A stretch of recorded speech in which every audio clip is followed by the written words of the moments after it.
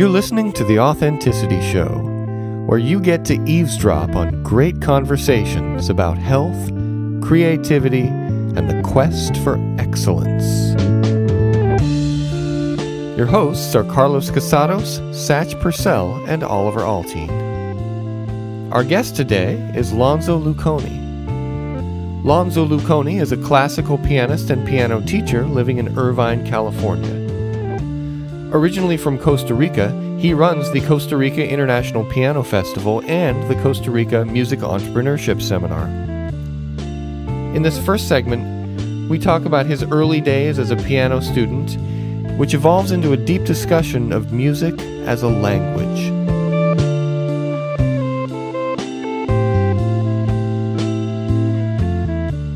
Well, hey, Lanzo. Hey, nice to see you guys. All right, what's going on? Welcome to the Authenticity Show, my friend. Thank you. Mm-hmm. And guess who else we have, which is a very unusual thing. Well, since we're at my house rather than his house, he gets to join the episode tonight. And that is... Oliver Althoen. Hey guys, what's up? Hey. Welcome to the show that you're always here for and Thanks. an integral part of. It's nice to be on this side of the microphone. Yeah. Because normally I record the introductions, but I do that in the privacy of my own, secret laboratory. But here I am out in the open. See, I think it's cool that Oliver's joining us tonight, and there's a reason why he's joining us, is because our guest, Lanzo, is a musician. And we wanted to have the extra knowledge, the expertise of a fellow musician, our very own Oliver Althoen, the musician. So that way we could get a little more spicy and a little more meaty into our discussion. Right. And what the listeners don't really realize until I point it out is that they came dressed with the same colors, and they didn't even mean to. That was a completely unconscious accident. They're both wearing red shirts and sort of grayish pants. And they both have brown hair and beards, so they look awfully similar right now. That's what we musicians do when we have a gig. Try to dress the same. Right? Yeah, exactly. Matching sweaters. It's the uniform for that. I got Exactly. concerned that there was some kind of time-space anomaly and that you guys shouldn't touch. That maybe we would create some kind of a bifurcation in the timeline or something if we got you guys too close. It's a good thing you guys are across the room. We have to, there's like a good 6 feet we got to keep between us. I Yeah, think. for sure. So, Lanzo, you are a classical pianist, yes? Yes, most days, yeah. So what in God's name possessed you to become a classical pianist? That's a great question. When I was growing up, I was really never interested in learning an instrument. But of course, mothers have a way to nag you about things. And mine was really pushy about education, and within that was music. And for about 13 years, she nagged me to learn an instrument, which I furiously defended and resisted. Until one day she comes up to me and she says, you know what, there's this new school that opened up. It's a Russian school, and they seem to be, producing amazing musicians, amazing pianists. Why don't you try it? My first response right away was absolutely not. All I wanted to do was play soccer and hang out with my friends. And then she started negotiating with me. So she said, well, how about this? Just take lessons for 3 months. And after the 3 months is over, we'll talk about it, see if you want to continue. If you don't want to continue, we just quit and never speak of it again. That's reasonable.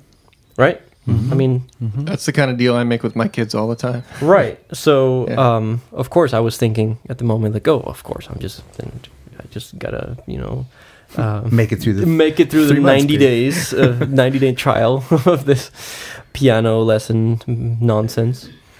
And I was really impressed by how they presented the world of music to me. As I had a completely different idea of what it was like, and I fell in love right away with it, and here I am.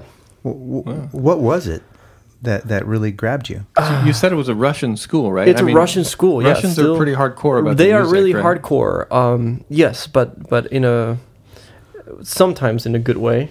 So is that one of the things you liked about it? Is that it was hardcore? And I mean, was it sort of like going to boot camp? I mean, that's the impression I get of like a Russian piano school, you know? A little bit, yes, but they put a lot of value into, you know, giving it your all, and then a little bit more, you know? So they're really good at bringing the best out of you. And Russians always sound like they're yelling. Was that your experience? There was a lot of yelling, yes. Yeah. Because see, I've always thought that Russians are yelling, but they're not. They're just talking. Right. Yeah. So sometimes when different teachers would talk amongst themselves, it would sound like they were yelling and they were like, you know, talking shit about their students, and they probably were. Yeah. But they were talking shit, not yelling shit. Right. Yeah. Yeah. They were just talking. Exactly. So you kept with it after that. Then you didn't quit after 3 months. I kept with it. Not only kept with it, but I almost immediately took it on as a you know, as a career. I knew right away that music was going to be part of my life in one way or another. So I was 14, 15 years old when I started, which is considered very late for musicians, especially as classical. A career, and especially in the classical world. But you know what? I liked it, and I had a good mentor, a good teacher, and it was worth the shot. Mm. Right on. So was there some particular composer or piece of music that you fell in love with, or was it the structure of it, the daily practice routine, just what was it about it that you really sunk into? Oh, that's a great question.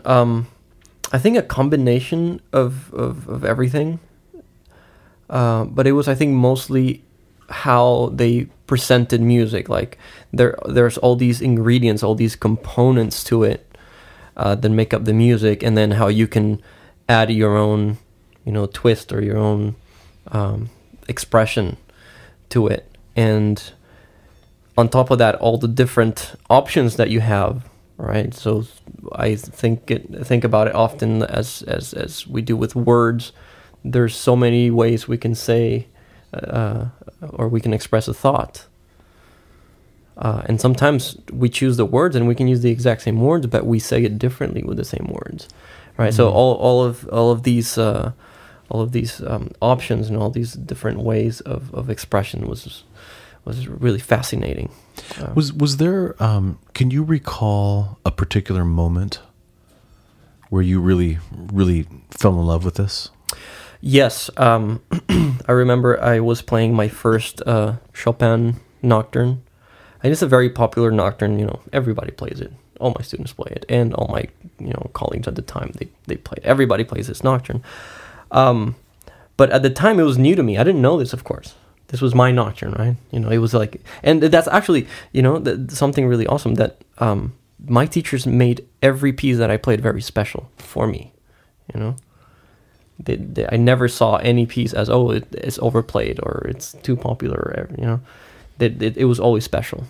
Cool. And this particular nocturne, my teacher just gave it to me, and she said, just, you know, start learning it. I was not that great at reading or anything at the time, so, you know, it took a while. But when I brought it, you know, in at a, you know, decent quality, she was very impressed. She said, wow, you actually have a natural feel to this. I actually don't have to explain most things that I have to explain to, you know, people or students of your level, because you seem to feel it right away. So, and I also got that feedback from other people as well, not just from her. So I knew there was like that validation, like, oh wow, like he's actually wanting to say interesting things with this piece of music. Sure, that encouraged you. That encouraged me a lot. Yeah, especially still, as you said, starting late, but then having some feedback like that would be like absolutely, like thirsty desert, like there's right? actually, you know, there's hope. Mm-hmm. You know, because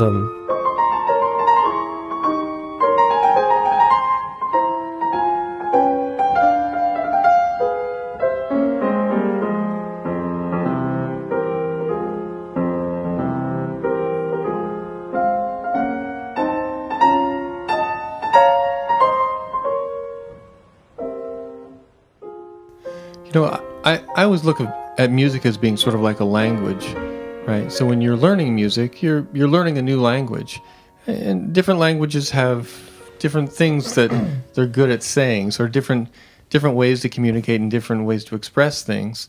And music to me is probably the most abstract art form.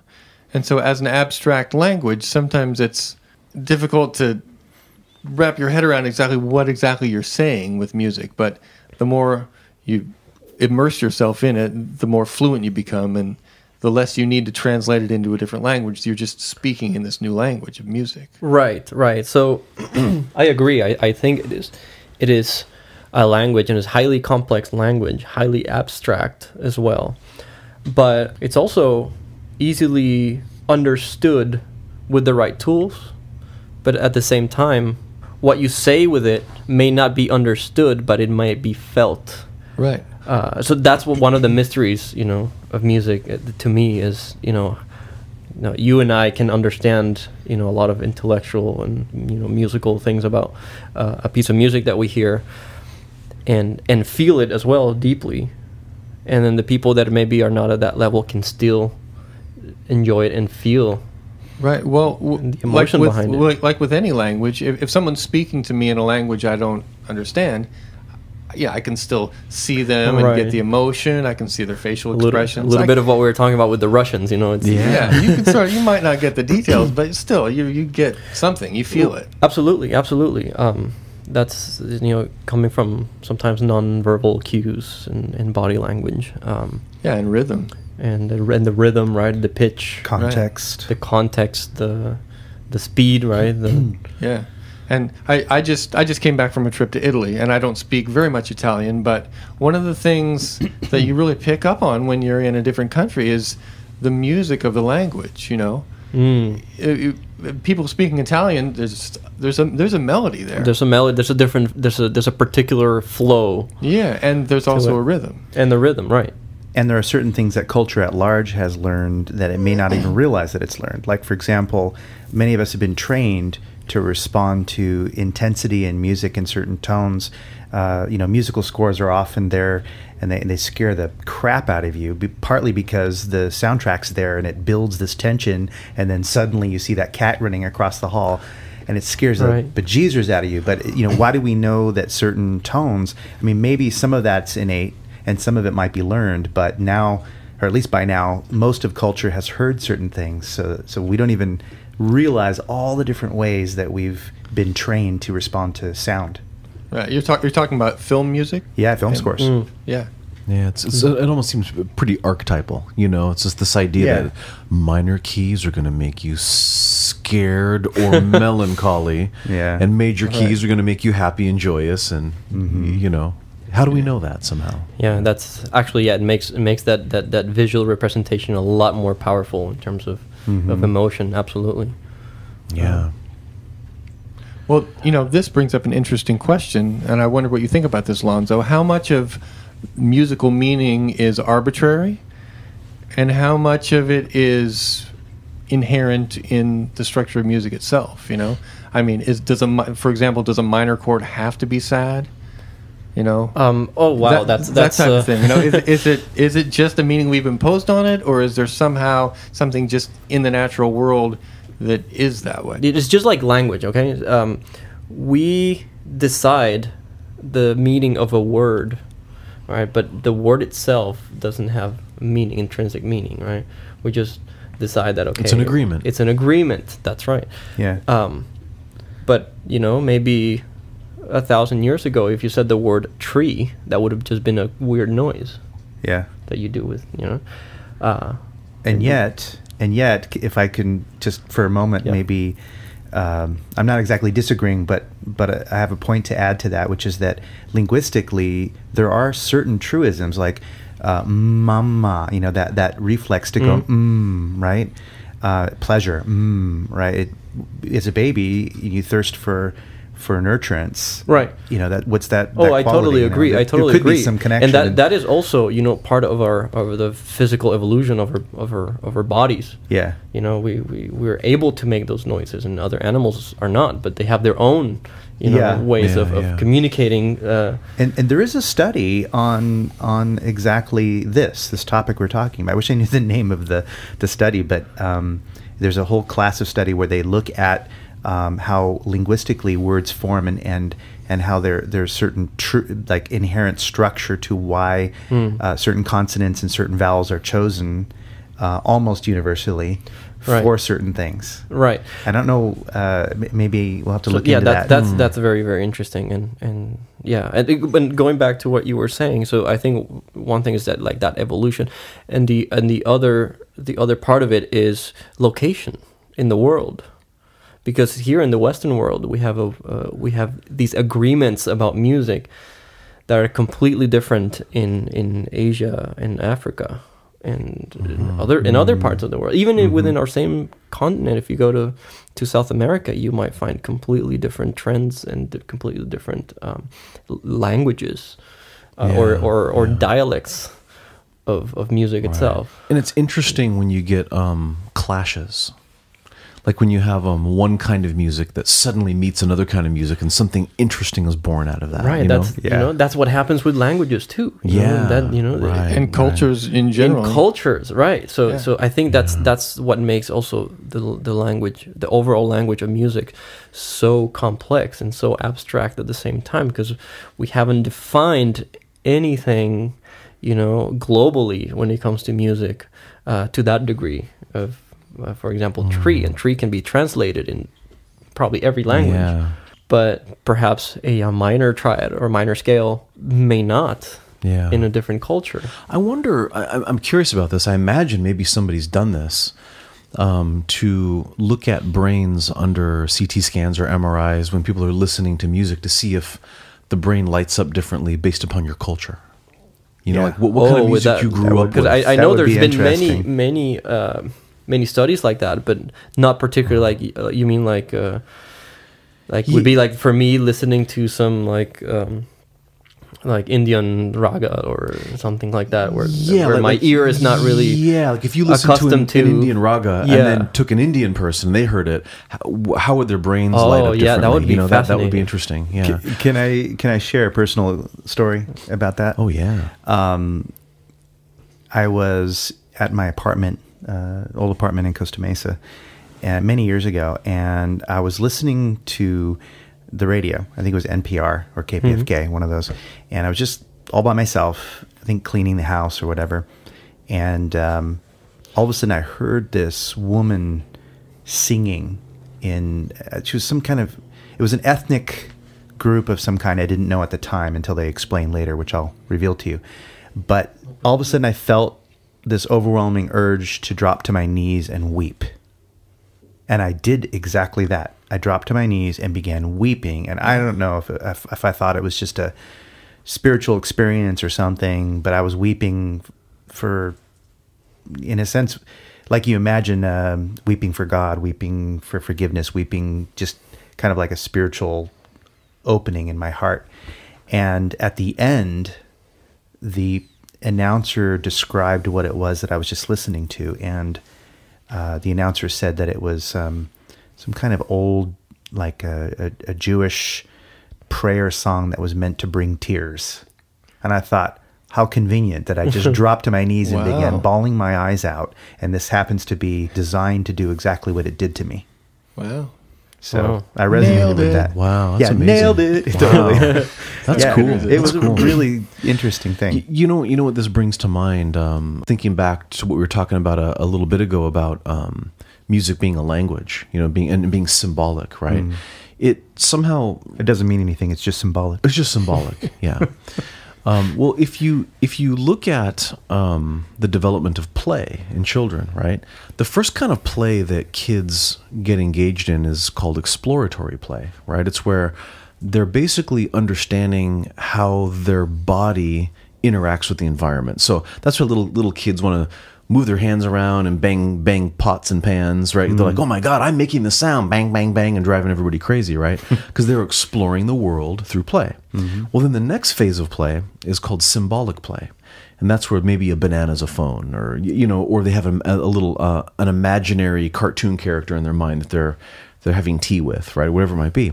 Well, symbolic play is very much tied into the development of language, right? So it's this idea that your mind, while you're playing symbolically where one thing can represent another, a banana represents a phone, you're also having an explosion of your mind's ability to begin to comprehend language, where a word is now symbolic for a concept, right? So language develops during the symbolic play period, and music always has this tendency to bring out those simple, pure emotions of very young childhood. You know, they make you happy, they can make you cry.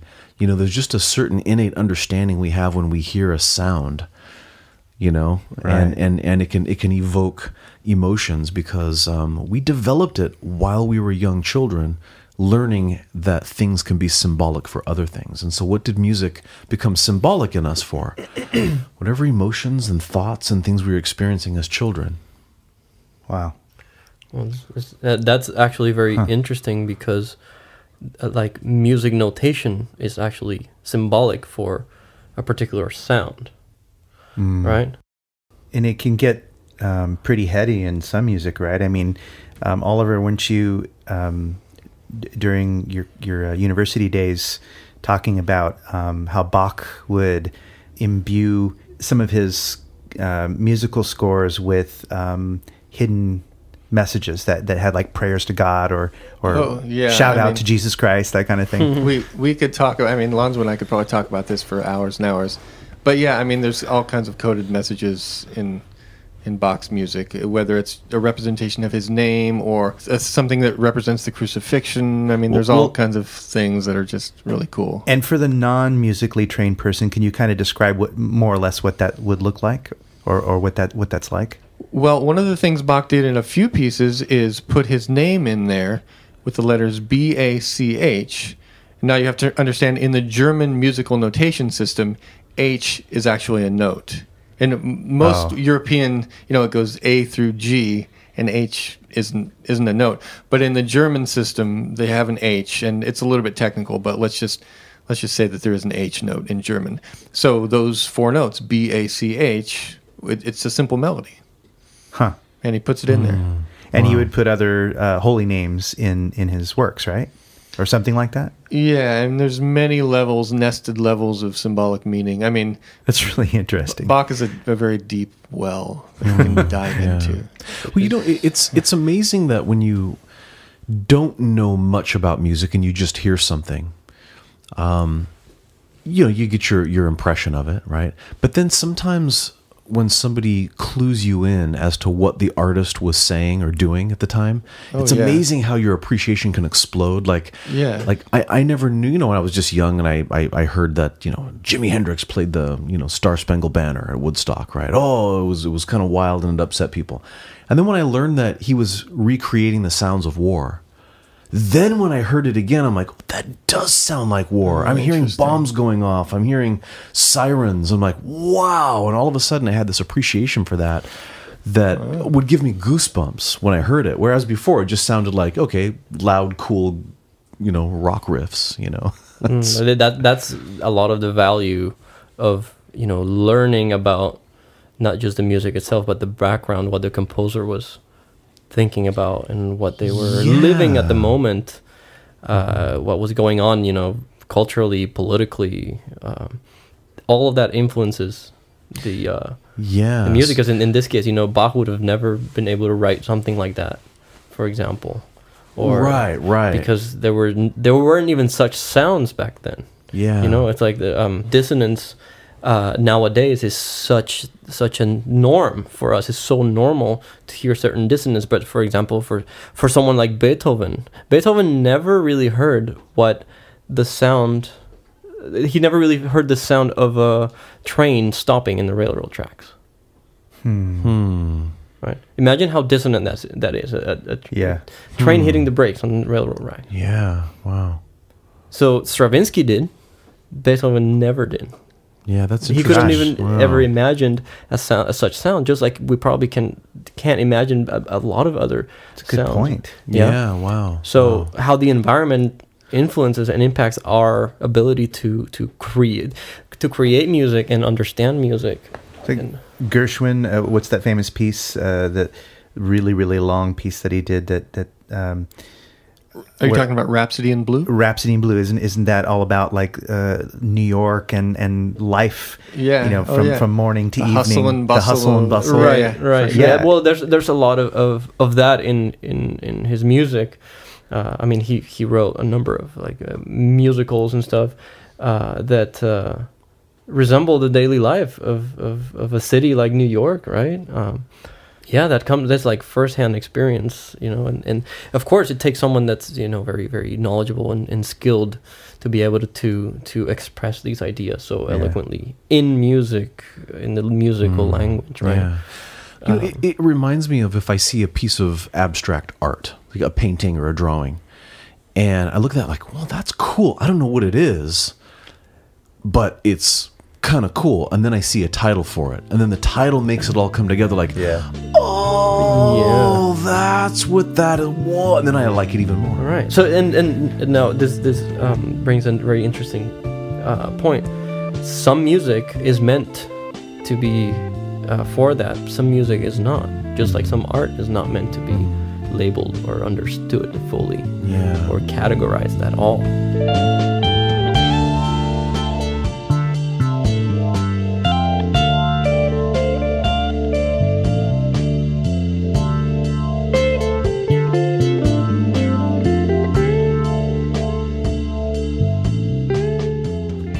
You're listening to The Authenticity Show with your hosts, Carlos Casados, Satch Purcell, and Oliver Althoen. Next up, we continue our conversation with pianist Lanzo Luconi about the art of practice, the 4 stages of learning, practical Daoism, and Lanzo coins the beautiful phrase, the eternal ladder of discovery. Stay tuned.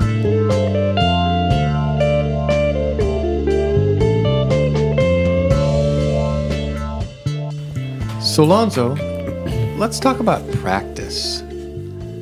You've heard of this, right? Oh, a couple times here and there.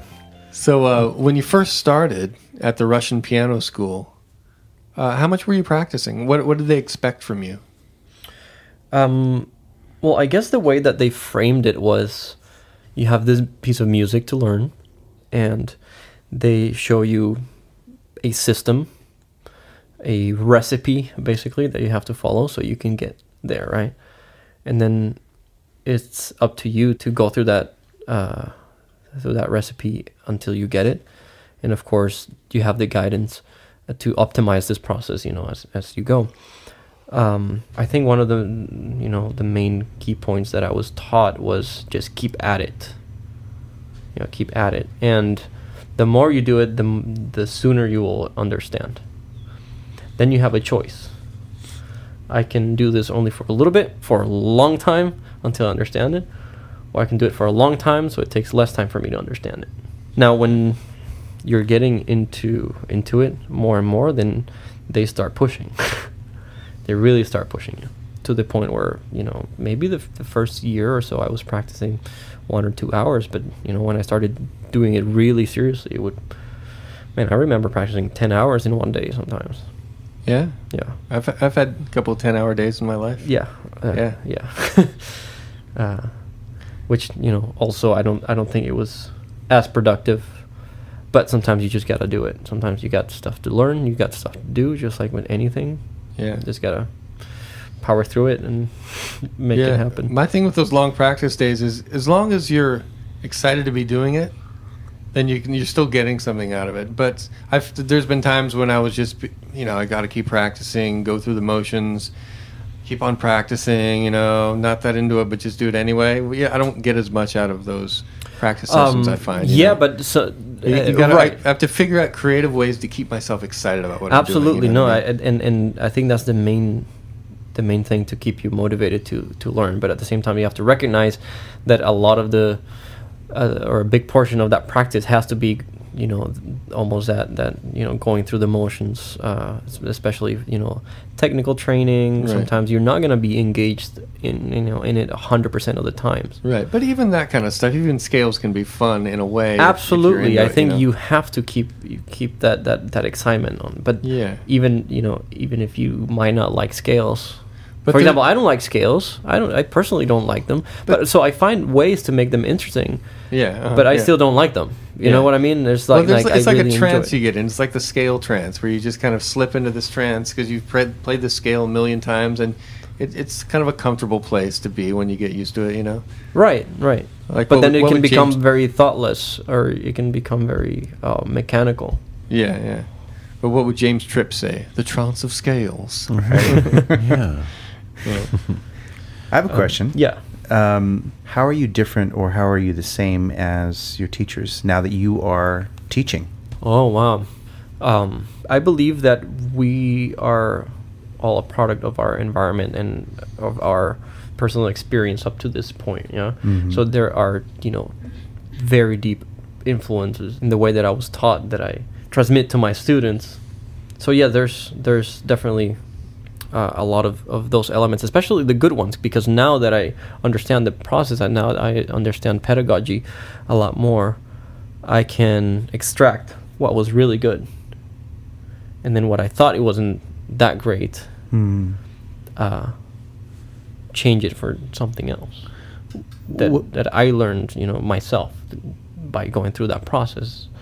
And I think this becomes like an eternal cycle, because maybe what I think is great is not going to be so great for my student. And then maybe when they grow up, and then if they decide to become musicians, they will extract what was useful for them and add their own experience. Okay. Right? Does that make sense? It does. So- So what do you feel like you is yours? Like, what do you feel like you've added to that pedagogical?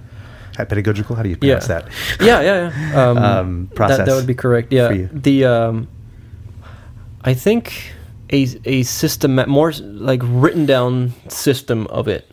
I was Okay. only told things like, oh, you should do it this way. I was, you know, shown, which was great. But I never had something like, you know, like a piece of paper that would help me like keep my quality of practice in line. And I feel like that's something that's been very useful for my students in particular. So do you have like a checklist for your students? Yes, it's a checklist. I call it the perfect list. Oh, okay, cool. Yeah. What are some of the I things call on it the perfect list. And of course I have different demands for different levels, but it's like I said earlier, it's like a recipe. It's like a set of instructions. Like, if you do these 5 things, you are going to get at least an accurate representation of what's written. Yeah. So this is, of course, not including like, you know, personal expression or a particular interpretation. This is just getting a very accurate, perfectly accurate representation of what's written. And I'm sure most musicians would agree with me that the most important element of music is rhythm. I agree. See? People will there's dance one. to wrong notes all night long. Absolutely. But if you play the wrong rhythms, they'll You start play the throwing wrong stuff rhythm, at you. it's just chaos, right? It's just randomness, and people will disengage immediately. Exactly. So I think the most important thing about, in this case, musical practice is the perfectly accurate performance of the rhythm. That's interesting, because I find with my students is that when you're first learning a piece or a song or whatever you're learning, the rhythm is the last piece of the puzzle to go into place, right? Because you have to learn where the notes are before you can play them in rhythm, right? You can get familiarized with the rhythm first, then figure out the notes. Interesting. Without rhythm. But at least you have now a sense of rhythm and just put the notes where they go.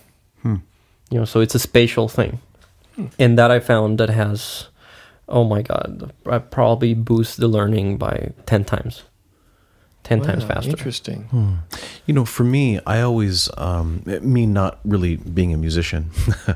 Well, come on now, that's not true. Well, I You do have experience with a bit rhythm. I am a bit of a percussionist, right? You are on 2 tracks on my most recent album. I am on your most recent album. Okay, Thank so you for you're that a again. professional it was recording great. musician.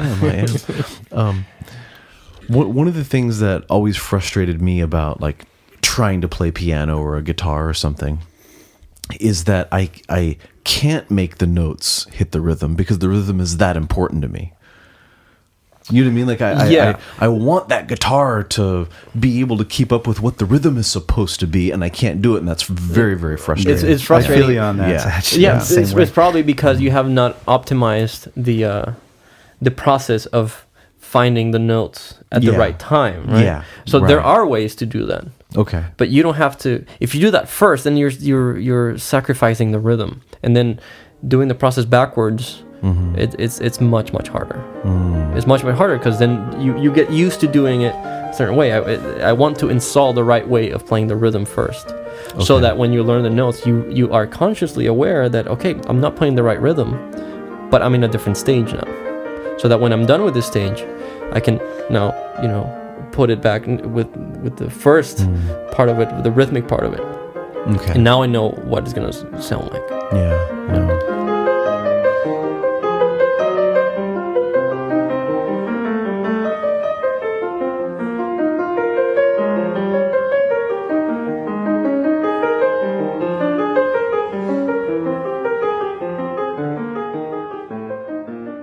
Lanzo, you're an NLP guy too, in addition to being a musician. How have the 4 stages of learning come into your practice? Oh yes, I mean that has been a game changer, and this is something that is actually not exclusive to NLP, but I did discover it through NLP. Yeah. And maybe we should cover what those are for some people who don't know what it is. Absolutely, and this ties into knowledge and practice. There's 4 stages of learning. Learning anything, right? Learning anything. It is absolutely anything. And first is that you don't know that you don't know. Right? It's this unconscious incompetence. You don't know that you don't know.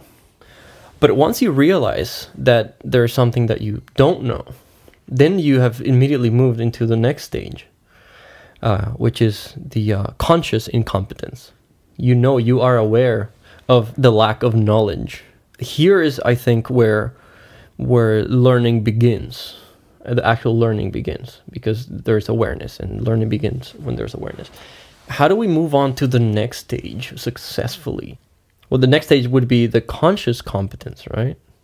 And I think the spark that begins the process, because here now we're in need of a process to get from being aware of not knowing to being aware of knowing. I believe personally that this starts with a spark of curiosity. Hard work too, right? Absolutely. Now, I'm talking just like with the very origin of this.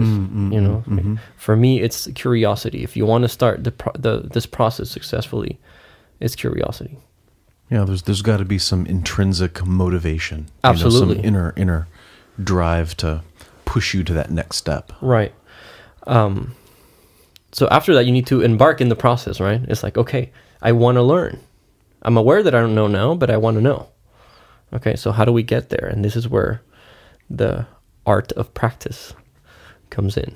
And what's fascinating about this is that a lot of the time our motivation is unconscious. Right. Yeah. Curiosity a lot of the time is unconscious. We don't know the exact reason why we want to learn certain things, but we have this almost. That's true. Right? We have almost like this desire, this calling that we cannot explain. Yeah, it's below sometimes the we can, surface. right? Yeah. Sometimes we have a very, very specific, reason. Like a lot of people that, for example, learn martial arts. Why do I want to learn martial arts? Well, a lot of people would say, self-defense, cool. or it looks cool, Yeah. or, it's healthy, whatever. Someone they know does it. Yeah. Right, exactly. But what gives us consciously the motivation, for example, to learn a language? well, we need to communicate somehow, yeah? How do we learn language? Mimicry and Right. and necessity.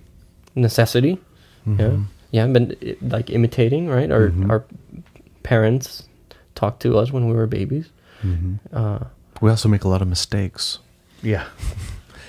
Yeah, We learn to make delete a lot we make a lot of mistakes. But you know what's funny about it? When children make mistakes with their language, the adults find it adorable. And then the kids get more positive reinforcement because even when they make mistakes, they're still encouraged to keep trying because you know, we don't get mad. You said that wrong. You know, we were like, oh, that's so cute. Look how he said it. Yeah. You know? Yeah. And even when we mess up, we still get encouraged. Well, being pattern recognition animals, we notice when suddenly we say something that gets their attention. Yeah. Ooh, And that's different. this is a huge topic, by the way, in general education. And I highly recommend a book by bass player Victor Wooten. It's called The Music Lesson. Oliver, I don't know if you've I haven't ever read it. I But, like Victor Wooten, though. He's an amazing bass player. Oh yeah, he's Yeah. genius. He basically argues that we should learn music like we learn language. And what you said is exactly what Victor appeals to. Like, why are a lot of music educators looking at mistakes in their students as something to reprehend? Sometimes so harshly, and we don't do that with language. I mean, yes, you can very lovingly correct a kid when they say something wrong, but how are they going to really learn? And he argues that when we learn language, we don't learn grammar first. We have no idea what grammar is. Right? Same with music. We have no idea about musical syntax, right? And how to make a sensible musical phrase. We just do it by imitation. Yeah. Right, and the theory comes later. The theory follows the practice. Absolutely, and I mean, just like if you want to learn a language correctly, you should very definitely learn the grammar and as much as there is to know about it. But that's not the first step. Yeah, the first step is to play with it. Play with the language. So do what the grown-ups were doing. Symbolic play. So we go from unconscious incompetence to conscious competence. I'm sorry, conscious incompetence. Conscious incompetence. To conscious competence, and is the playing around and having fun, the exploring, the curiosity. You're saying that's integral to becoming competent in a conscious way. Absolutely, in a conscious and in unconscious way, which would happen in the last stage of learning. Actually, if you do it enough over time, it will come to you so naturally that you have acquired, a skill. You're very good at it, and you're no longer aware that you're good at it. You're no longer having to concentrate so much to do it. It just comes exactly. So think about walking. How long does it take to the average toddler to successfully walk and not look like little drunk people? Yeah, 7 to 12 months, isn't it? Something like that. So, more than that, actually. A little more than that. Yeah. First, your average first year and a steps at half. about 1 year, and you can get 2.5, 3 years old. You're walking like a normal human. Yeah, Gotcha. Exactly. So it's and how often do they practice? Single day, All day, every the day, time. right? All day, every day. Yeah. So can you imagine if these little toddlers were only practicing walking for 20 minutes a day? Yeah. Well, first you have to practice, crawling. Right. There's But even before that, it's practicing rolling over. rolling over. Yeah. That's a major milestone. right. The baby Right. rolled over. Right. I don't know how many months, 6 months or something. But so how hard is it at the beginning for a toddler to even stand up and take a first step? If you think about it, it's actually a really complex task to walk. Yeah, It is. Controlled even imbalance. The balance, the muscle, Yeah. the position of the feet. In the field of robotics, robots are just now starting to be able to imitate human walking. I mean, and they don't Right. even look that natural. Yeah. It's complicated. It's So, not being an NLP guy myself, you guys are saying that the fourth and final stage is unconscious competence. unconscious competence. Basically, Right. you're not aware that you know that you have mastered a skill. So when I close my eyes and empty my mind and just play the guitar and it sounds beautiful, which happens every time, by the Right. way. No, just kidding. Every once in a while that happens. That's that beautiful feeling of flow. That's what you're calling unconscious competence. So the state of flow can happen at various stages, Oh, okay. I think. Yeah. But that unconscious competence, for example, is when you're playing scales, for example, and you no longer have to think about what fingers to place where. Right. Your hand just falls into place. You give your mind a task, and it just goes. Think about driving too, Yeah. right? Like when you drive, the first time you drive, you're like hyper aware of everything, and you're still gonna make tons of mistakes.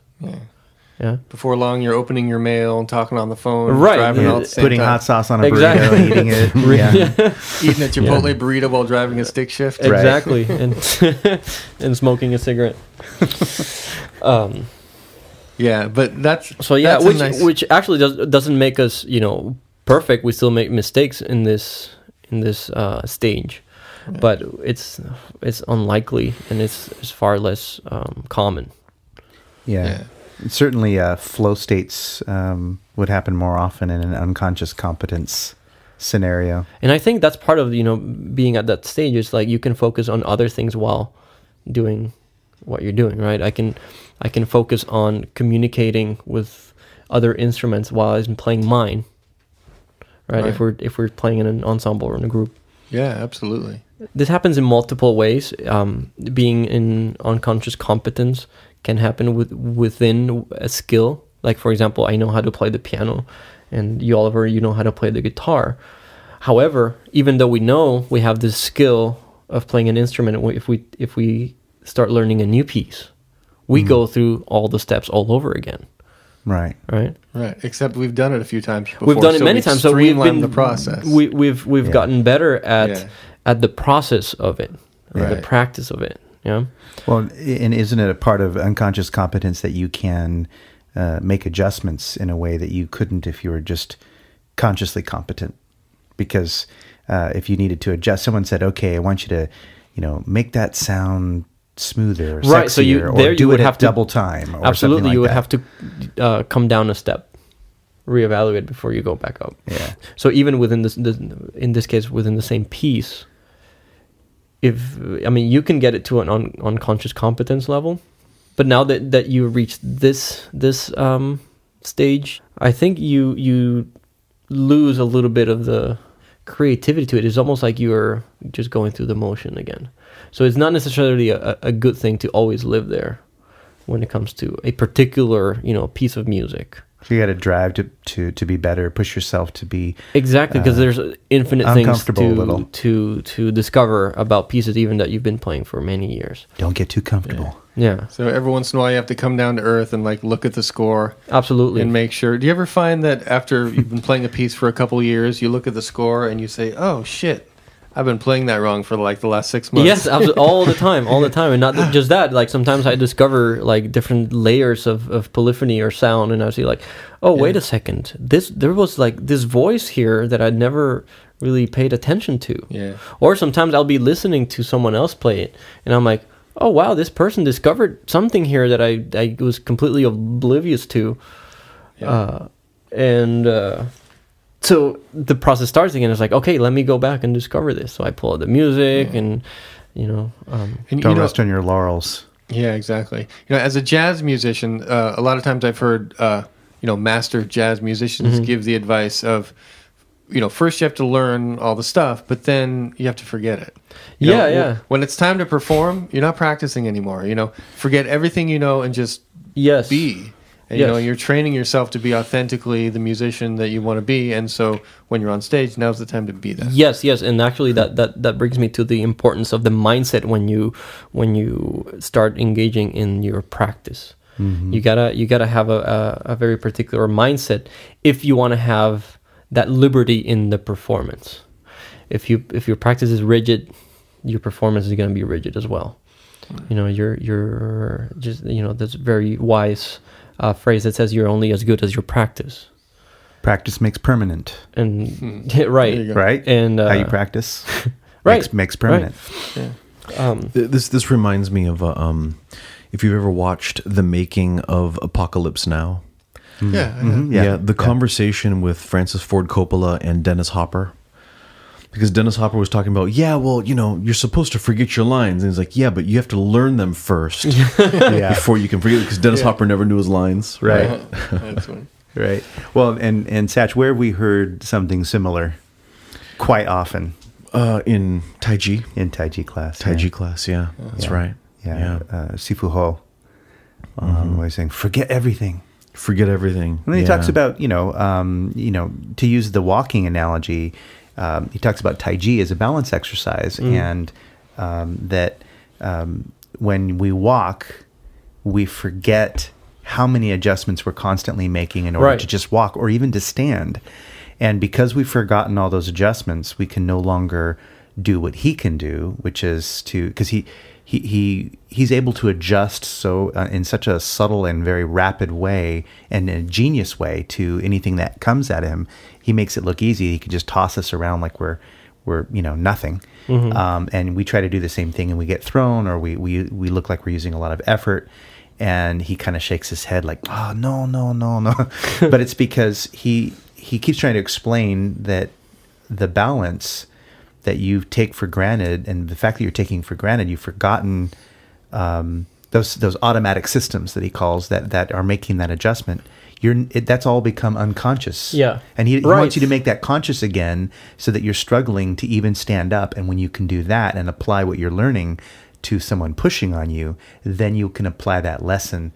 So he's always saying that's why Tai Chi is a balance exercise. Not because you're supposed to stay balanced, but because you're supposed to be exploring what happens with your balance and learning from it, so that when you then have the added chaos of someone pushing on you or attacking you, you can apply what you've learned about yourself to that person pushing you. Yeah. He's always telling us to take the automatic system off. Right. Yes. Take it off. Yeah, oh, exactly. yes. And that's one of the especially when you're constantly mastering a skill, it's a dangerous place to be. Yeah. I think, because it basically, you know, in this case with music, it shuts down your ears.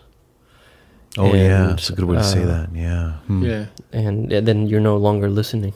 So taking the automatic system off, would that be the same as going from unconscious competence back to conscious competence? Yes, you can certainly go back. That's a pretty direct parallel. Yes, yes, and that's a little bit of the mindset. I think if you begin almost with that premise of my goal is not to get to unconscious competence in this case. But it's just, you know, learning this process in all the different ways that I can. Yeah, it sounds like it's a good way of putting it. Yeah, sounds like you reach unconscious competence, and then you choose to keep it conscious. So this is like the eternal ladder of discovery in this learning process, because there's always something that you can do better, right? I like that. The eternal ladder of discovery. Yeah. That's a beautiful phrase. Yeah, it is. Yeah. Did I just came up teachers with use that? that? You just coined that phrase on the spot right now? Yeah. That was his unconscious competence creeping through the microphone there. And you just made it conscious again by pointing Good it job, out. Oliver. Exactly. Yeah, nice. Nice. Yeah. And now, with that said, you also have to be very careful not to obsess with this. Yeah, because then you're also taking away what's important. You got to always, you know, keep in mind, okay, why am I doing this? Right? What is the reason? What is the purpose of me trying to adjust this? If it's not, if it ain't broken, right? Exactly. I mean, and we all have a limited amount of time here, you know, in a day on this earth in our lives. So, you know, you got to spend your time wisely. Absolutely. And you got to make it practical, right? You got in this case, you know, I'm talking about a technical aspect of it. It's got to be in service of the greater purpose, which is, you know, making the music, expressing your idea. Yeah. right? Yes, if you're not satisfied with the way that you are performing it, yes, by all means, work at it until you get it. But if you are getting it, and now you're just obsessing about it, then it's no longer practical. Right, yeah. It always amazes me how excellence is excellence, meaning that when you see excellence, you can always find parallels with other types of excellence. Oh, yeah, absolutely. I mean, to bring it full circle again, that comment you just made, Tony Ho, Master Ho, is always saying, don't try to be good, just try to understand Tai Chi. What is the purpose? What's the purpose there? Right. And just I think if you're clear, with that purpose, in my particular case, what do I want to get out of this piece, and what do I want others to enjoy particularly? What discoveries can I make about this piece that I can share with others? Yeah. And you have to be okay with it not being 100% perfect, because that's not what it's about. Yeah. Right. Yeah. And first is about enjoying that process, and then taking your listeners through the result of going through that process.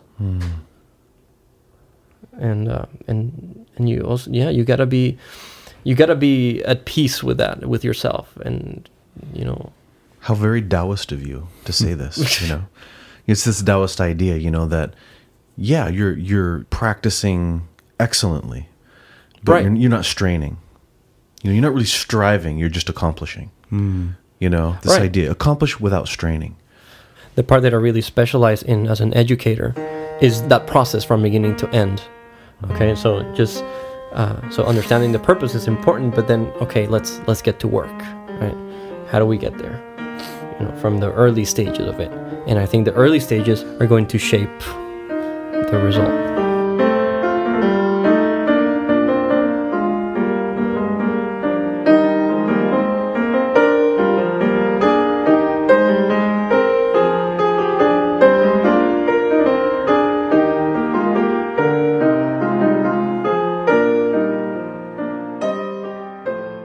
What would you say to people who maybe are starting late? Like maybe there are adults out there that would be interested in playing music, because they're like, oh no, I'll never be good enough. It'll never be perfect enough. I mean, what advice would you give to people like that who maybe are feeling discouraged? Well, I guess that would really be about why you want to do it. Why do you want to play an instrument? Why do you want to play music?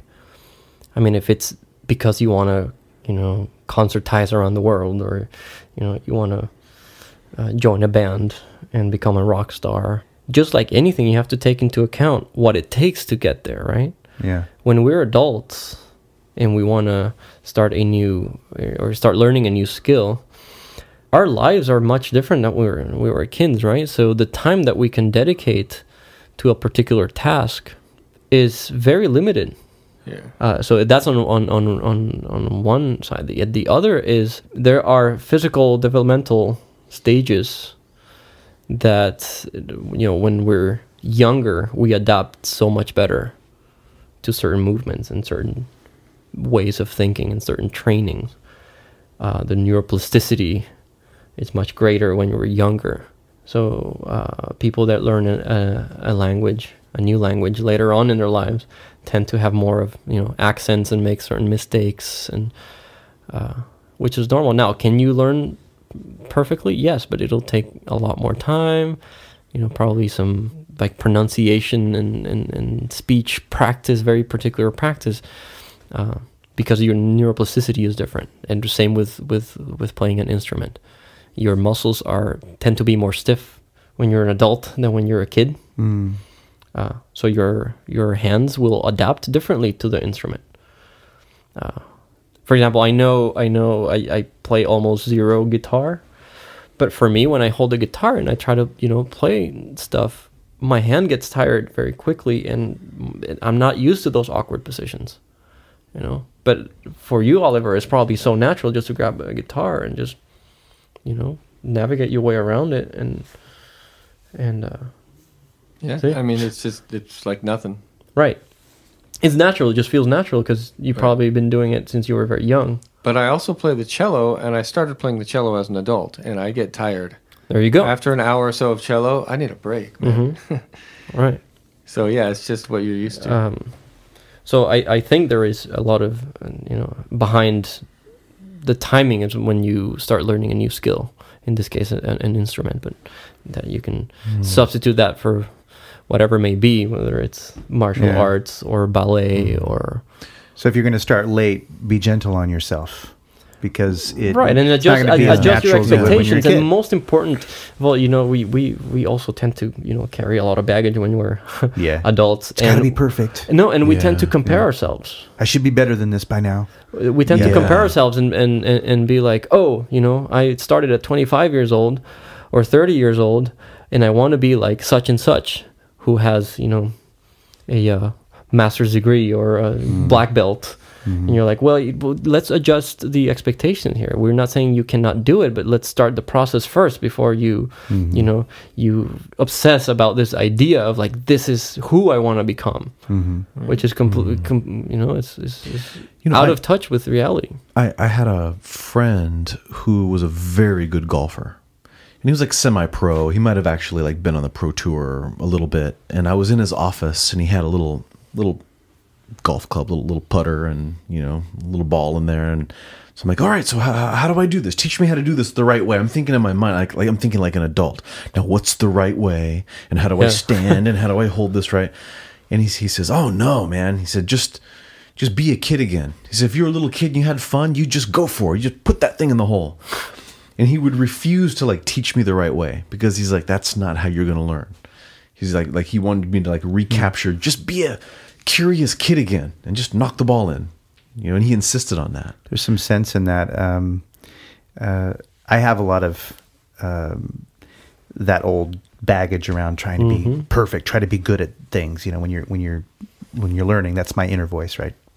And my invitation that I give myself and have been giving myself is just to be mindful of that, and to remind myself to be soft, to be playful, and to be curious. Like, all the things that you're saying totally resonate with me, because a little while ago, Oliver was showing me some basic drum beats on the drum set, and that was probably 40 to 50% of my mindset was relax and pretend that there's no time, that you're just a kid, that you're learning this for the first time, and just enjoy. And anytime you feel any creeping sense of discomfort because you're not doing it, or you don't feel like you're getting it right, just relax, smile inwardly, and start again. And keep doing that and retrain. My thought was, okay, Carlos, just keep retraining yourself to be enjoying it, and to be curious, and to keep softening, and not have this harshness around it, because that harshness creates a tension that I hate. Yeah, you just I see the results of it, and just creates worse. Be present in the moment, and embrace whatever happens. Just that complete acceptance of whatever happens in the moment, I think, is super valuable, because I think the real learning happens after you do the activity that you're doing. Right.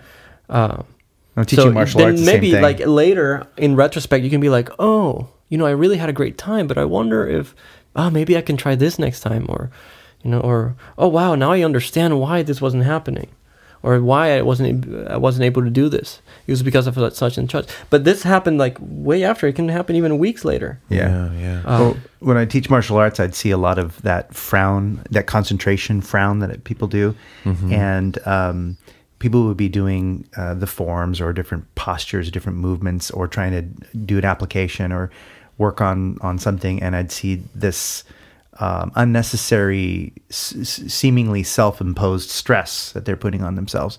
And it was a big thing for me that I would notice that and try to remind people to let go, maybe have them go for a little walk, or just kind of shake it off and start again. But it's really tough, because I realized those patterns are so deeply ingrained.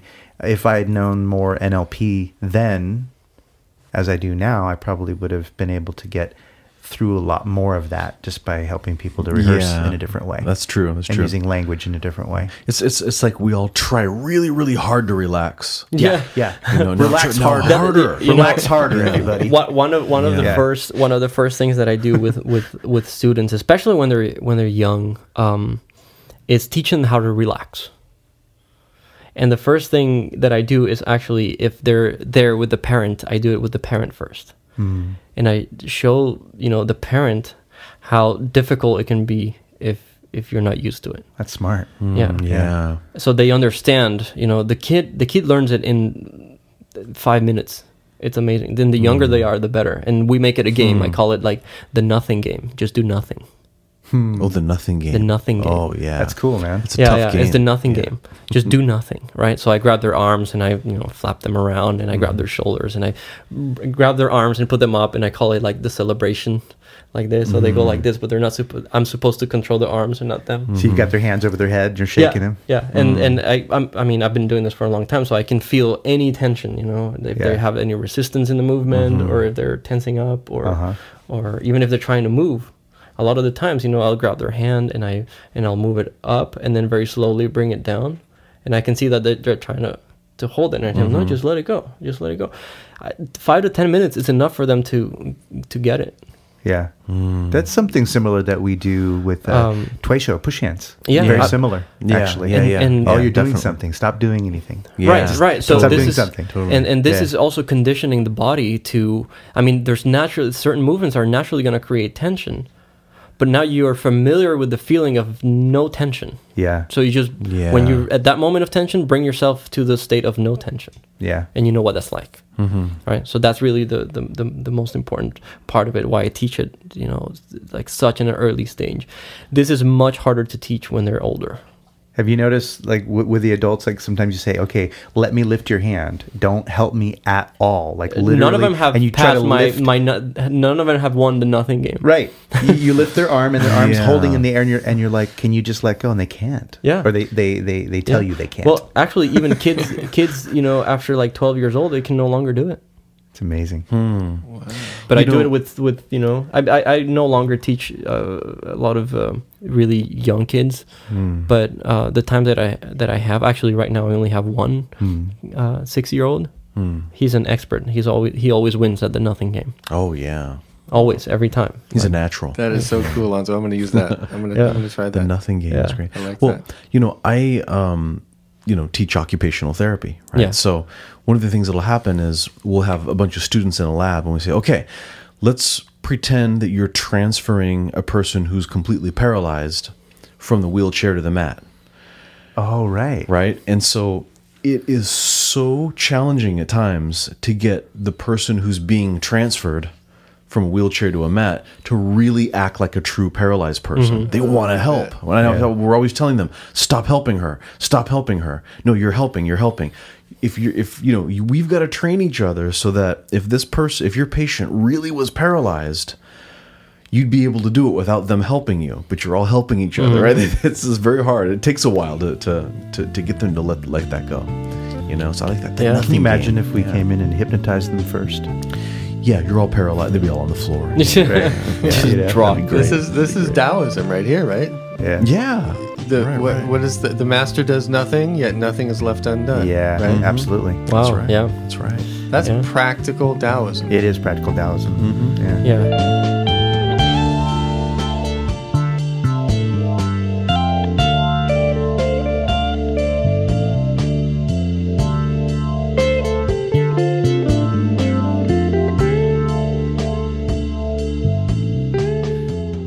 You're listening to The Authenticity Show with your hosts, Carlos Casados, Satch Purcell, and Oliver Althoen.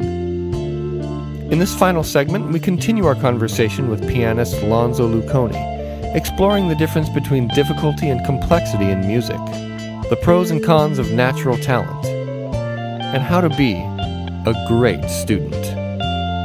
Stick around.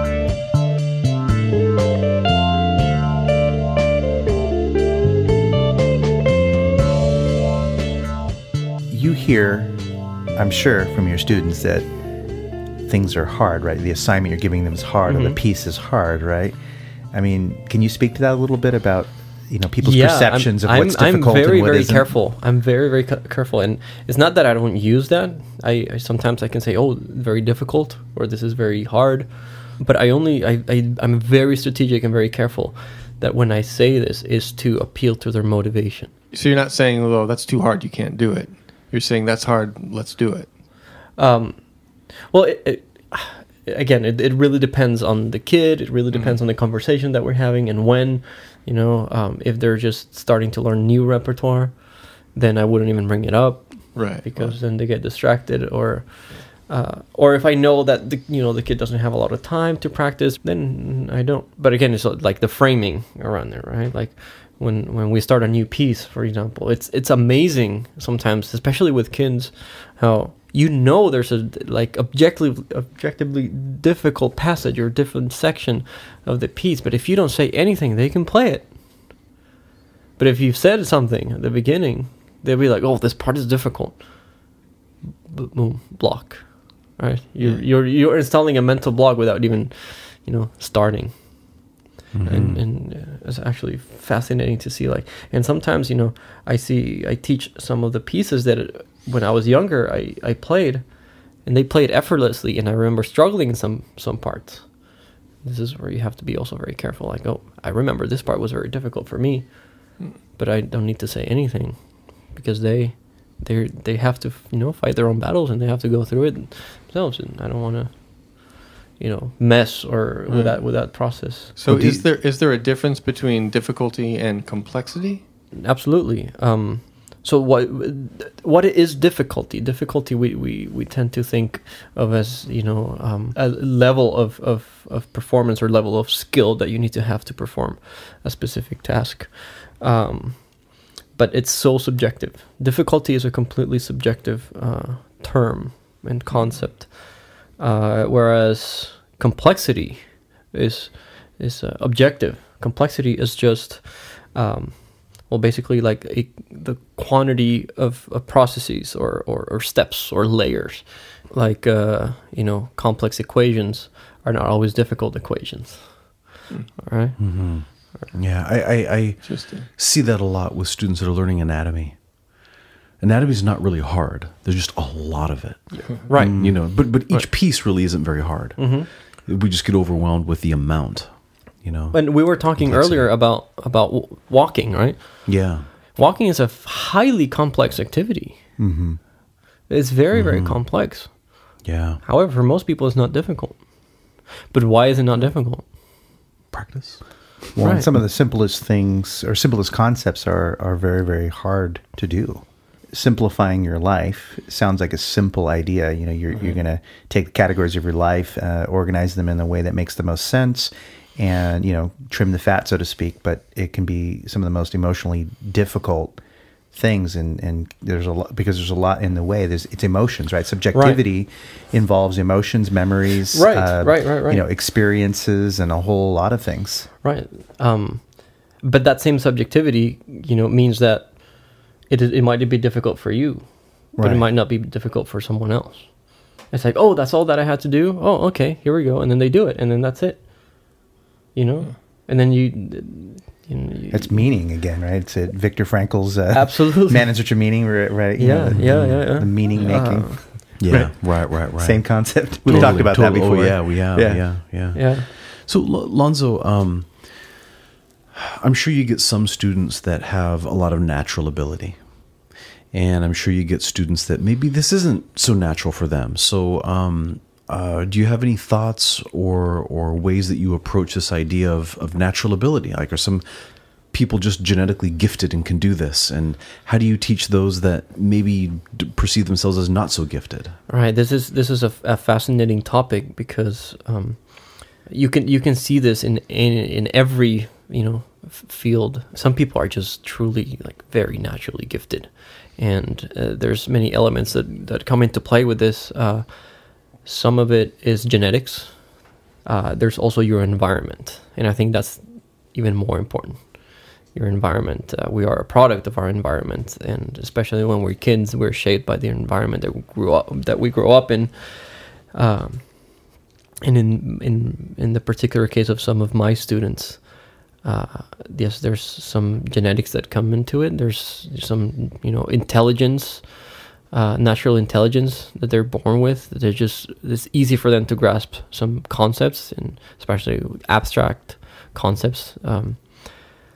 But then there's the environment. They have the support of the parent. There's always music. There's always encouragement. So this, feeds that curiosity, feeds that desire to learn, feeds that example of excellence and high level performance and enjoyment of whatever activity they're doing. In this case, music, and just enjoying what you're doing, enjoying what you're playing. And I've been fortunate enough to have some of these students, and it's truly a joy to work with them. And then there's others. I mean, there's all kinds. Everyone's is different, and this is just in one category of their lives. In this case, music, right? This gifted kid might not be so gifted in other activities. And this happens all the time. I'd like to get to know my students. I like to know what they like, what they do outside of their school and their, piano courses. And a lot of them, are extremely gifted in other areas. I've had kids that might not be so proficient or so agile in the performance of the instrument, but they are amazing at coding, for example. I have an 11-year-old student right now that already builds websites from scratch in coding. He's 11. And when he talks about it with me, I feel like he's just talking in a different language entirely. And give us his number. Yeah, seriously. I think we could use a web guy. And we can't pay him because that would be child labor. Oh, that's true. So that's true. Yeah. So yeah, and of course talent, and I've read books about this. Actually, a very famous book. I think it's John Maxwell. Talent is not enough. Right. Have you heard of this book? No, I haven't. John Maxwell. Yeah. John Maxwell. Yeah. That sounds good. Success guy. Talent is not enough, and I totally agree with this. He's amazing. The fact that you're talented, first of all, doesn't guarantee anything, and it actually sometimes can be an obstacle, a burden on the person, because they have such ability to perform in that particular art that they tend to not try their best, not give it their best, just because they know they can get by. I've seen that. And, well, it reminds me, and I don't know who first came up with this, but it's the idea that not just anybody born could be a gold medalist in the Olympics. Right. But nobody who has the natural talent to become a gold medalist in the Olympics didn't have to work their ass off to get there. Absolutely. Yeah. Absolutely. So it's both. 100%. Yeah. 100%. It really doesn't matter how talented you are in the end. Is who puts in the effort that needs to be put to reach that goal. Right. But some people have to work a little harder than others. Absolutely. And one thing I've found is that people who have had to work a little harder end up being better teachers, in my experience, because they're more intimately familiar with the process instead of just getting it right away. Yeah. That's very accurate. And if you take a look at a history of the greatest performers, most of them were not great teachers. Yeah, I've had some terrible master classes with virtuoso performers, right? But they just didn't really have the language to explain to me, because it came so easy to them. Exactly, and sometimes getting to that level of proficiency is almost like unlocking, it's unlocking that talent. Sometimes you need a lot of work to unlock it. Some people are just born with that talent box already unlocked. Mm-hmm. Yeah. So what you're saying is they're born without a lock, so they're deficient. Right? Yeah. It's a deficiency. It's not a talent, it's a deficiency. Yeah. You're born without a lock. Yeah. When you're working hard, and of course you have also good guidance, I think that's key.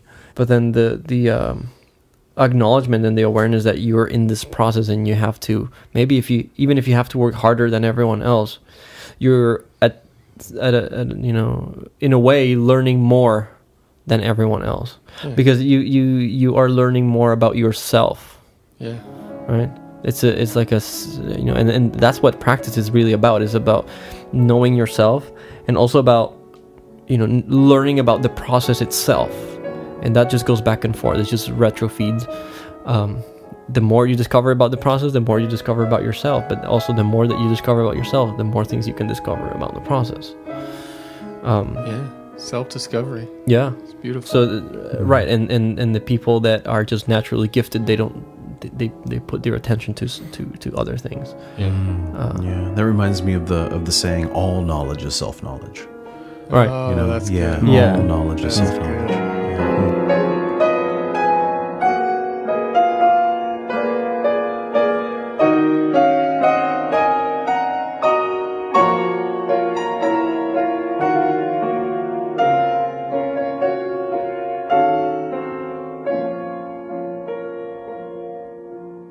Well, Yeah, and I think there's a basic principle, to overcoming challenges.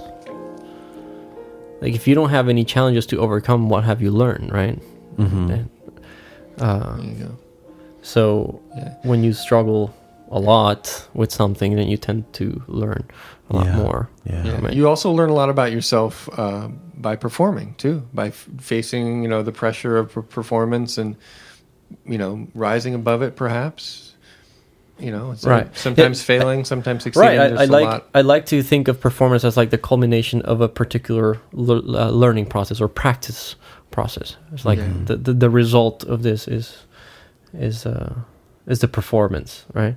So whether it goes well or it doesn't go so well gives you a lot of feedback about not just the performance itself, but the process. Mm-hmm. Anything Yeah. worth doing is worth doing poorly at first. Yeah, and I believe That's I always great. use this Yeah.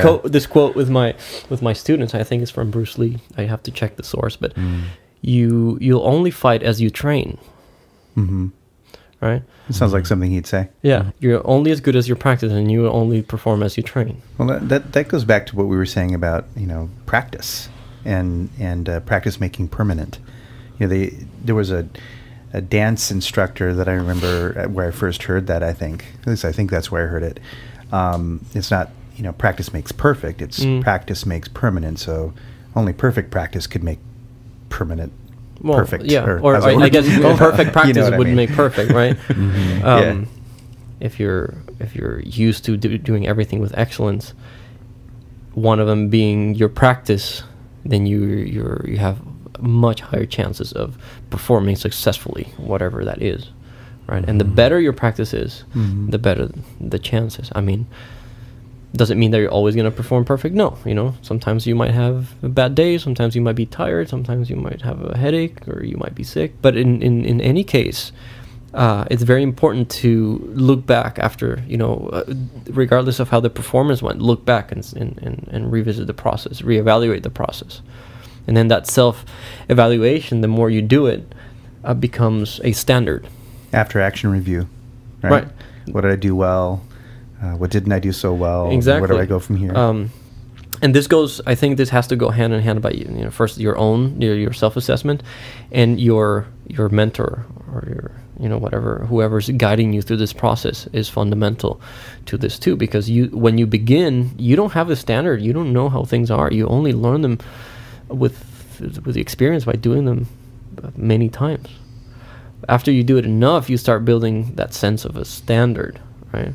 But that also being built by your teacher, right? Your instructor, and once you can consistently meet that standard, you can start, how we call it, raising the bar. Well, speaking on correcting or making corrections, you've taught quite a lot, and you've been a student quite a lot in your life.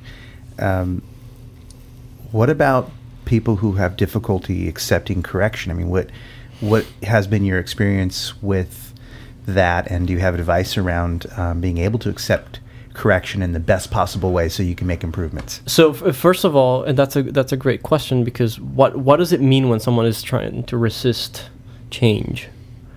There's something deeper than that, right? You have to dig in, see what's going on behind that, because if someone is not listening to you, it's probably not really about you. It might not even be about, in this case, the piano. There might be something else, and they're not telling you, and probably they don't consciously know. They just have this automatic response of rejection of the instruction, right? So here's where, you know, you have to use your communication skills, and in my case, NLP helped a lot, and especially in building the rapport with the student, even, you know, more, to try to just understand, try to, you know where they're coming from and why this is happening, and sometimes even talking about unrelated stuff, just find some common ground and see what their thought process is like, and get into their model of the world. And once you get that, you can, you know, start understanding their motives to resisting this. And then also, as a teacher, you have to decide well, is this worth, you know, changing, or is this a defense mechanism for something else? Is this going to require too much energy for someone that's ultimately not interested in doing this anyways? You know, those are things that you have to think. You know, you can't win them all, and sometimes you have to make some sacrifices. And sometimes, you know, people learning an instrument is not making them happy, and that's why they resist.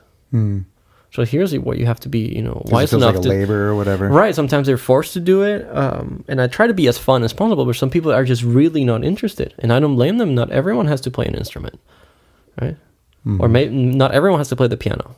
Yeah, you know, my wife used to play piano, and when she was you know, a kid back in Kenya, she had a piano teacher that she just adored. She loved going for her lessons. She loved this teacher, and she was learning a lot on the piano.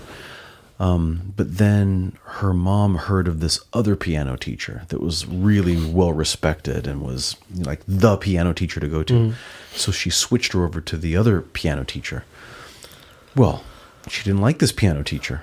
It wasn't fun anymore. It was all about being strict and about doing things, you know, it's about straining, and she lost interest. So she always had some ability to play, but probably would have gone a lot farther with the piano teacher that she was having fun with and loved, because it was playing the instrument and also this teacher that she liked so much, you know. And so another teacher was not about fun, it was about performing, and it was about, you know, and she lost interest. That says a lot about also the chemistry that you establish with your students. Right. Because that's also just her interpretation, her perception of this teacher as not being fun just because it's probably different and strict. Right. I have a lot of kids also. I mean, I tend to be very strict with my students, but I have a lot of fun with a lot of them too. You know. Yeah. So being strict does not equal, you know, being strict boring. Strict can be fun, yeah. Especially, you know, and I always use the analogy of learning the rules of a game so you can have fun playing it. So at the beginning, it's like, okay, you really need to know the rules first. If you don't know the rules, we can't have fun with this game. It's just going to be, you know, random and chaos, and we won't understand, you know, what we're doing, what we're talking about. But if we learn the rules, then we can have fun. You know, if you want to play basketball, you have to know what the boundaries are. That you cannot, you know, travel with the ball. You cannot take more than, you know, 3 or 4 steps, and you know, you cannot like hit people, or you cannot, you know, throw the ball in your own basket. Well, and with music especially, I always say you have to learn the rules before you can break them. Right. Actually, that's a very famous quote from Picasso. He said you have to learn the rules like a pro, so you can break them like an artist. Right. And he could draw amazingly picture perfect. I mean, exactly what he saw, he could draw so perfectly. But he wasn't interested in that. Yeah, after a while. Yeah, right. He branched off from that. And when I see other artists that don't haven't mastered the basic art, it doesn't allow for as much room for their expression, in my opinion. Right. Just looking at what they do, there isn't as much room. And that also gives value to the fundamentals of your art, like always being firm on your fundamentals, right? On, for example, in martial arts and in sports, you know, going through the very basic motions and keeping, you know, working on that maintenance of that.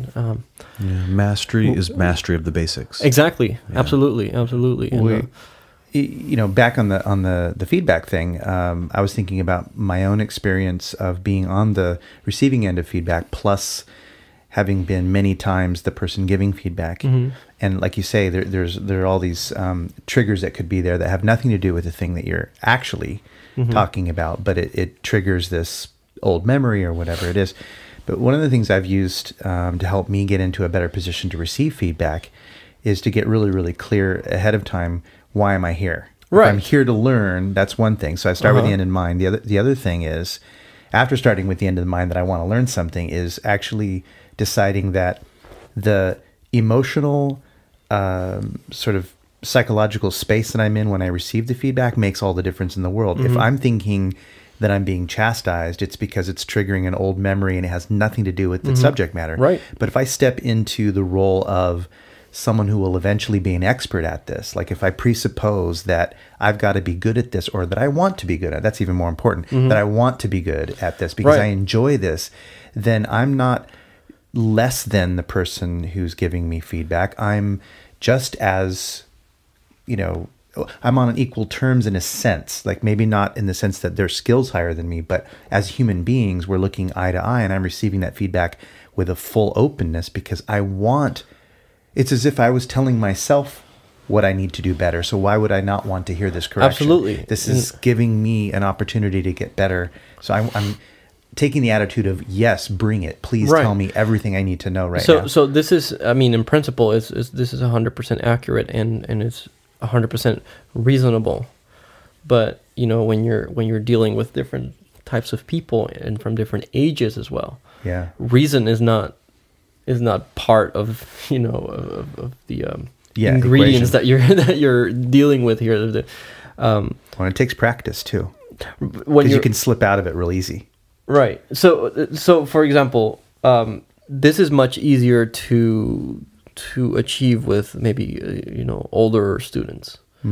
But when you're dealing with 8, 9, 10-year-olds, and you ask them, so why are you here? Why do you want to why do you want to learn the piano? I don't know. I don't know. My mom made me. There's very few that are going to be like, oh, because it's fun, because I love it, because I'd like to, see how far I can get.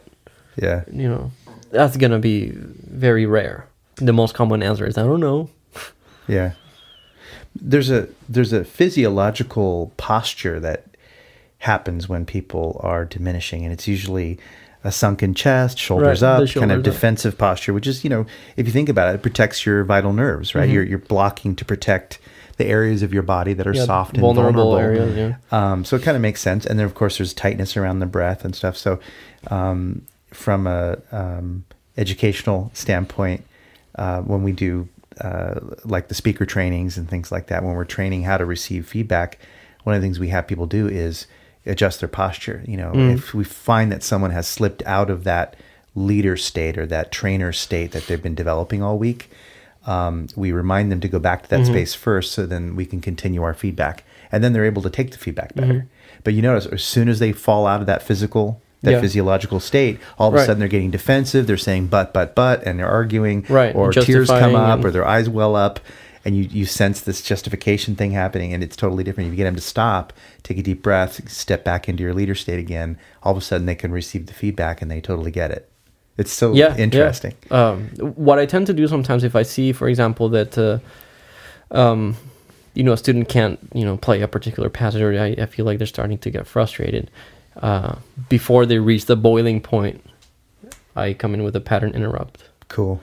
And that way, because once you reach that boiling point, it takes hours, if not days, sometimes weeks, to calm down and be, available for information to come in again. It's hard to put out a fire.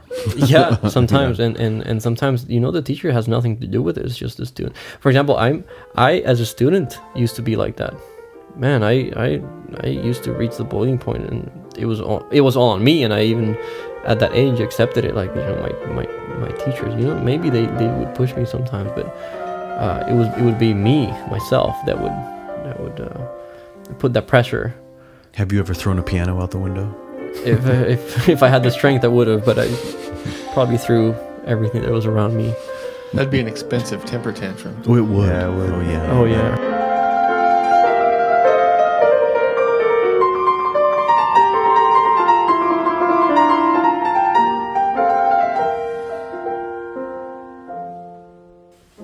So, Lanzo, where do you teach? Well, I currently I'm teaching at the Opus 119 School of Music in Irvine, California. I also teach in my home studio. And I'm also currently developing a number of international events, educational events. I run the Costa Rica International Piano Festival, the Costa Rica Music Entrepreneurship Seminar, and now we're developing other projects around jazz and chamber music. We are also developing concepts around cultural and musical tourism in Costa Rica. Wow. So you're an international entrepreneur. Yes, I would say so. That's awesome. Yeah. International man of mystery. Yeah. Yeah, baby. That's why the beard, you have to hide your identity, right? Yeah. Yeah. Pura vida. Pura vida, mais. Pura vida. Mais. You know, mai is like dude. Oh, Mai. all right. Cool. And if you ever hear a group or even two Costa Ricans speak to each other, mai, the word mai is going to appear at least 3 times in each sentence. Okay. Yeah. So Yeah, like dude. Yeah. yeah, but Dude. right, Dude. right. Gosh, it's been a wonderful conversation. Oh yeah, I love this. It was Yeah. We should do it again great sometime. to We had a nice yeah. ensemble going on. Yes, we did. Yeah, that's right. A quartet. nice quartet. Yeah. We all stayed accurately in tune. And A lot of the things you said struck a real chord with me. I'm sure it will with our listeners as well. Definitely. yeah, Nice. and, we resolved all the dissonances. Yeah. Indeed. Excellent. Excellent. I made lots of notes. I hope our listeners have as well.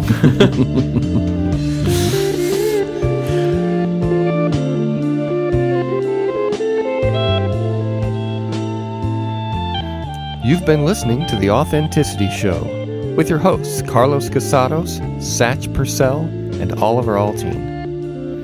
Very special thanks to our guest today, Lanzo Luconi.